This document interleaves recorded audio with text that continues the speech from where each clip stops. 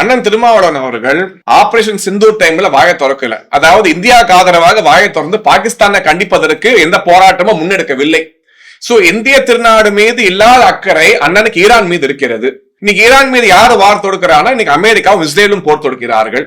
உண்மையிலே அண்ணன் திருமாவளவனுக்கு அவ்வளவு அக்கறை இருந்தா நான் கூட அண்ணனுக்கு ஃபிளைட் டிக்கெட் போட்டு கொடுக்கறேன். அவர் அமெரிக்கா போய் இஸ்ரேல் போயோ ஆர்ப்பாட்டம் செய்யணும்.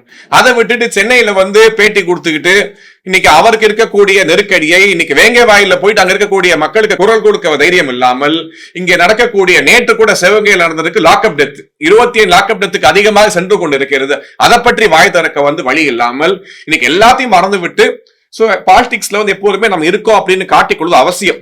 அவருடைய இருப்பை காட்டிக்கொள்வதற்காக இன்னைக்கு ஈரானை பத்தி பேசக்கூடிய நிலைமைக்கு தள்ளப்பட்டிருக்கிறார்கள். ஆனால் இந்தியாவில் இருக்கக்கூடிய இஸ்லாமிய சகோதரர்கள், அதாவது நாட்டின் மீது பற்று உள்ள உண்மையான இஸ்லாமிய சகோதரர்கள் கூட இந்த நடிப்பை நம்ப தயாராக இல்லை. இந்த நடிப்பு எடுபட போவதில்லை. அண்ணன் திருமாவாகட்டும் கமலஹாசன் ஆகட்டும் கதை வசனம் எல்லாம் சினிமாவோடு சரியே தவிர மக்கள் பார்வைக்கு உண்மையான அரசியலிலே அதெல்லாம் எடுபடாது என்பதை நீங்கள் புரிந்து கொள்ள வேண்டும்.